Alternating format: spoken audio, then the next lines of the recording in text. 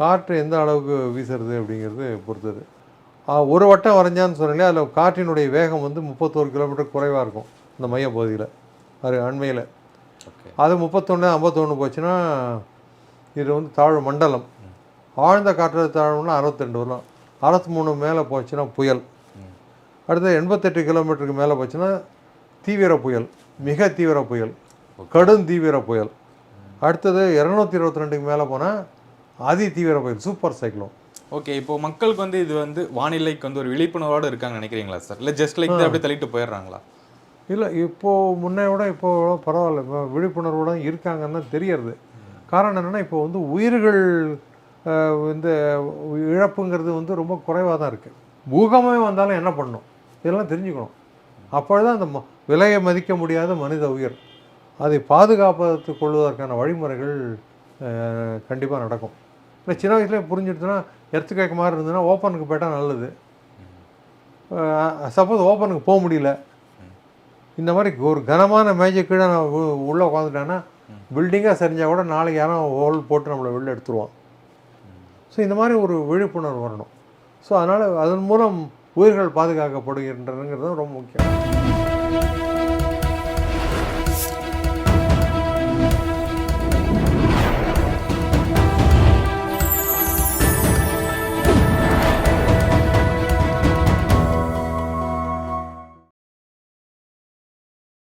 Channel 5 Tamil நேயர்களுக்கு வணக்கம்.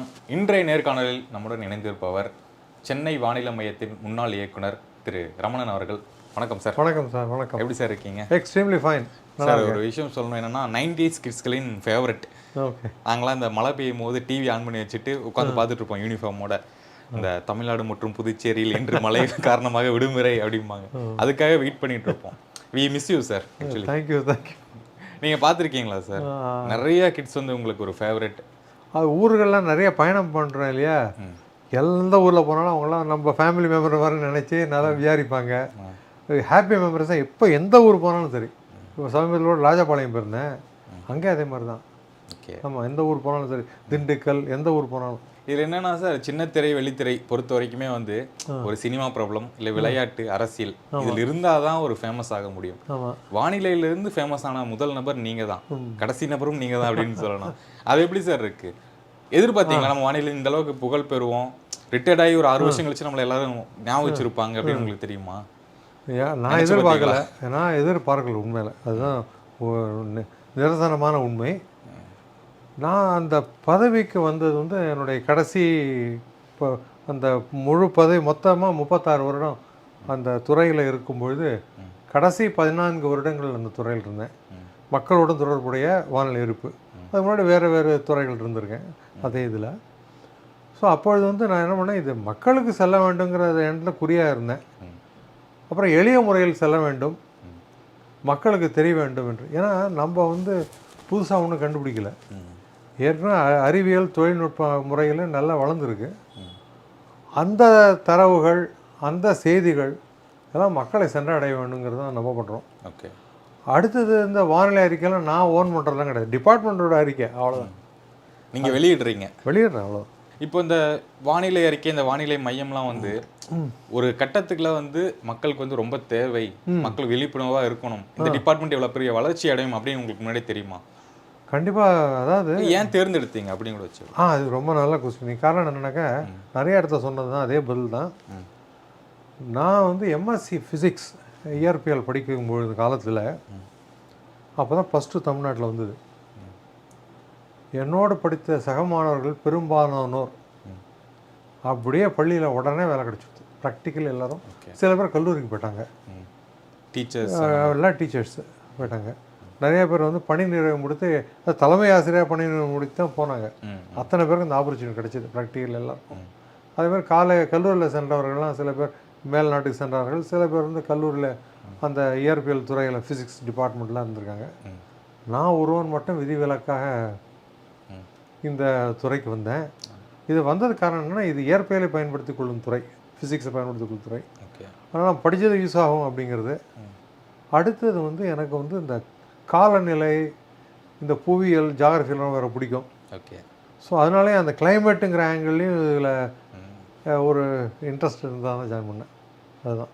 சரி, ஓகே சார். நாங்கள் வந்து உங்களை டிவியில் பார்க்குறது எப்படின்னா, இன்னைக்கு வந்து மழை வருது, இதனால் இந்த பிரச்சனை இருக்குது, லீவ் விடுறோம் அப்படின்னு வந்து அதை மட்டும் தான் நாங்கள் பார்ப்போம். ஆமாம். அதாவது இன்சைடு த ஆஃபீஸ் எப்படி சார் இருக்கும், எப்படி ஒர்க் பண்ணுவீங்க? நான் காலையில் அலுவலகத்துக்கு போகும்போது முதல்ல வந்து ஒரு பெரிய படத்தை எடுத்து வச்சுப்பேன். அது வந்து அந்த காற்றின் போக்கை விளக்கக்கூடிய படம் சார். அது வந்து பைலட் சார்ட்னு சொல்லுவோம். ஓகே.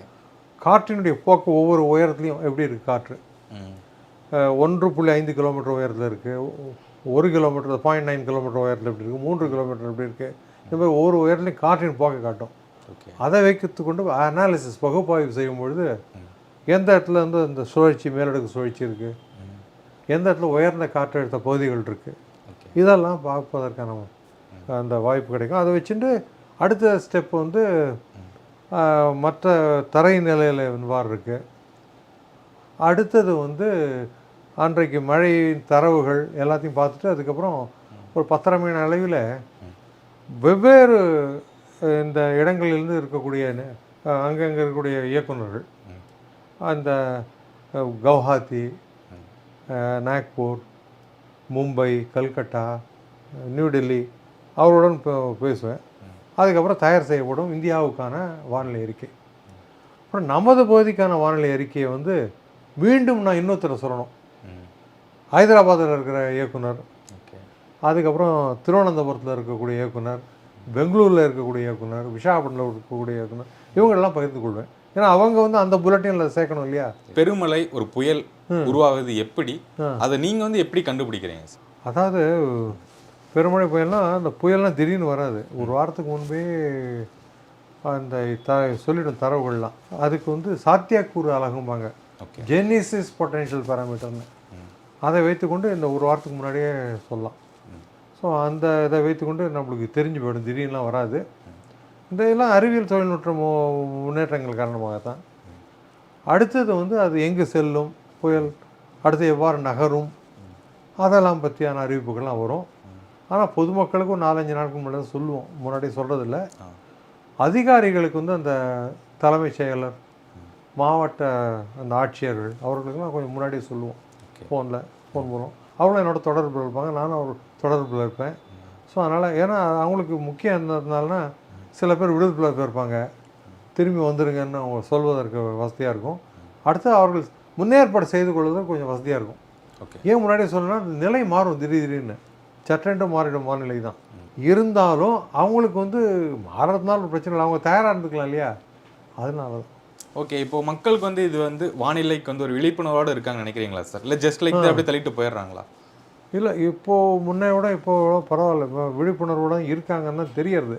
காரணம் என்னென்னா இப்போ வந்து உயிர்கள் இந்த இழப்புங்கிறது வந்து ரொம்ப குறைவாக தான் இருக்குது முன்னையை காட்டிலும்.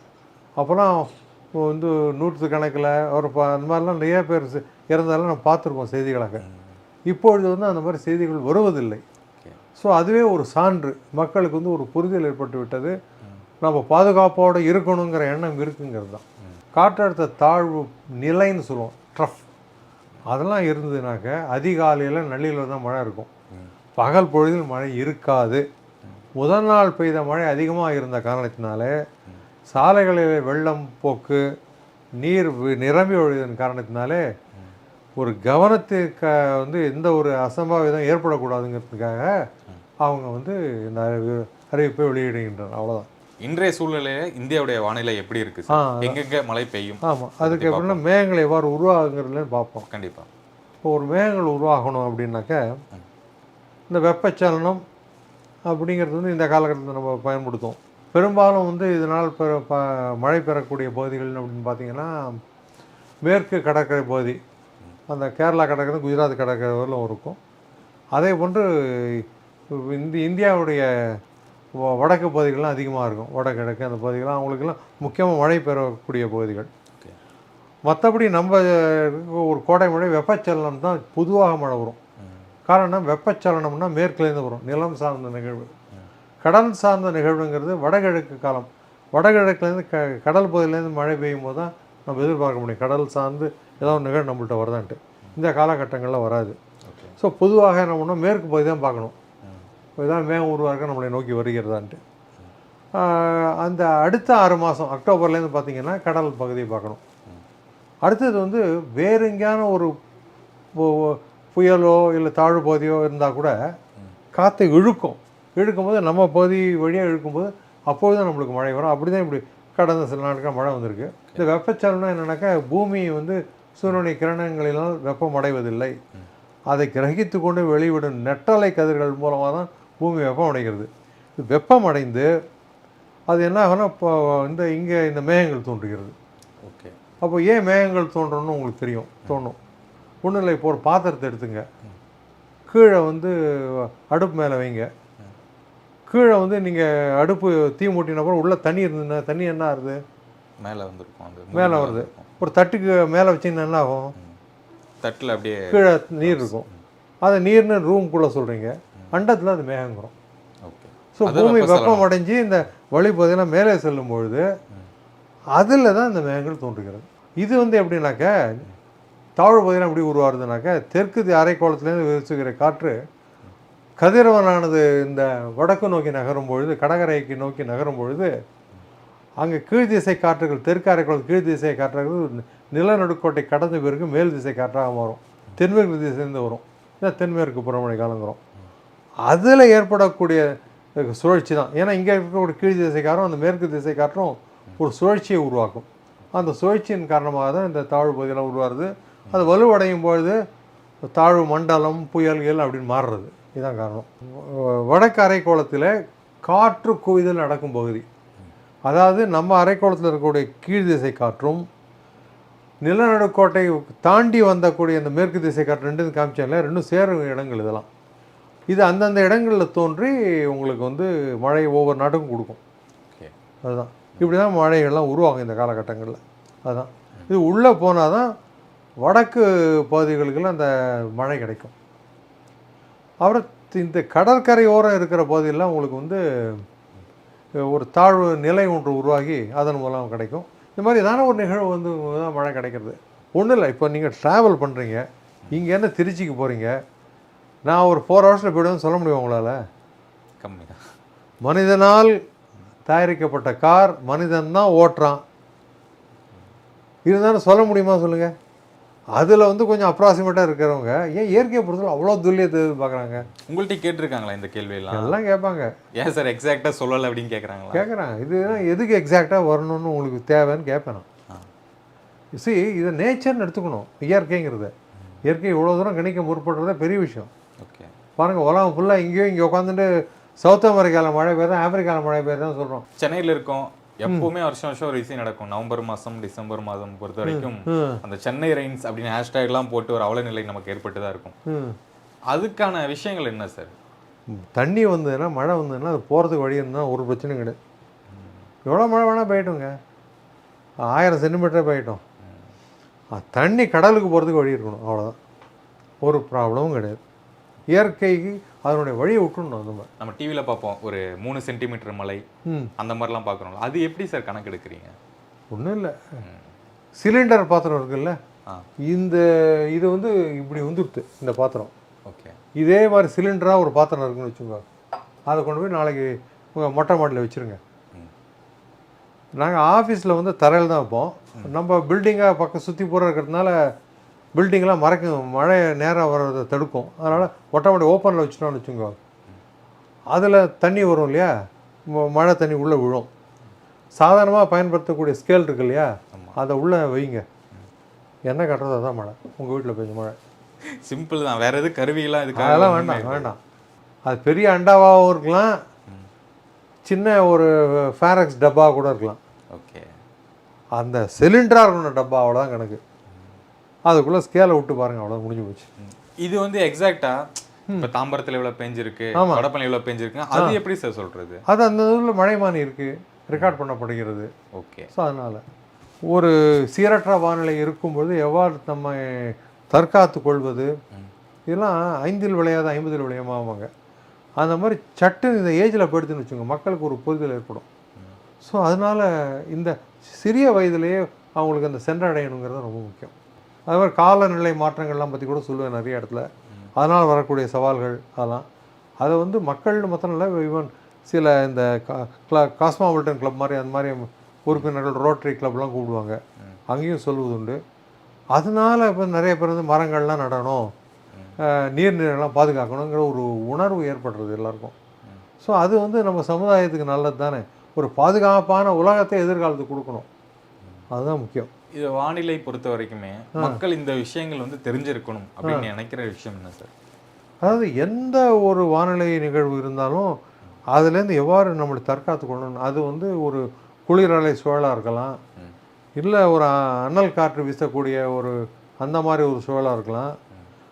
அடுத்தது வந்து பெருமழை நிகழ்வோ இல்லை புயலோ இல்லை ஒரு வறட்சியோ இதெல்லாம் இல்லை, ஒரு பூகமே வந்தாலும் என்ன பண்ணணும் இதெல்லாம் தெரிஞ்சுக்கணும். அப்பொழுதுதான் அந்த விலையை மதிக்க முடியாத மனித உயிர் அதை பாதுகாப்பதற்கு கொள்வதற்கான வழிமுறைகள் கண்டிப்பாக நடக்கும்.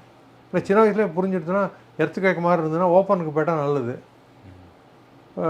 சப்போஸ் ஓப்பனுக்கு போக முடியல, இந்த மாதிரி ஒரு கனமான மேஜை கீழே நான் உள்ளே உட்காந்துட்டேன்னா பில்டிங்காக சரிஞ்சால் கூட நாளைக்கு யாரும் ஹோல் போட்டு நம்மளை வெளில எடுத்துருவான். ஸோ இந்த மாதிரி ஒரு விழிப்புணர்வு வரணும். ஸோ அதனால் அதன் மூலம் உயிர்கள் பாதுகாக்கப்படுகின்றனங்கிறது ரொம்ப முக்கியம். நீங்கள் பார்த்த வரைக்கும் இந்த துறைக்குள்ளே வந்து உள்ள வர இளைஞர்கள் யாராவது ஆர்வமாக இருக்காங்க நினைக்கிறீங்களா சார்? ஆர்வமாக இருக்காங்க, பட் ஆனால் சரியான வழிகாட்டி இந்த ஃபீல்டு இப்படி போகணும் அப்படின்னு அது வழிகாட்டுதல் தான் பிரச்சனை. ஏன்னா நிறைய ஜாப் கிடைக்காது. இப்போ இந்திய வானிலை ஆராய்ச்சி துறை, அடுத்தது வந்து Indian institute of tropical meteorology, சில பல்கலைக்கழகங்களில் சில துறைகள் இந்த வானிலை ஆராய்ச்சி துறை இருக்குது. அது ஒரு 4-5 பல்கலைக்கழகங்கள், எல்லாத்துலேயும் கிடையாது. ஒரு 10 மிஞ்சி போச்சுன்னா வேளாண் வானிலை இப்போ இது கூட இருக்குது. பட் அத்தனையிலையுமே எல்லாருக்கும் வேலை கிடைக்காது.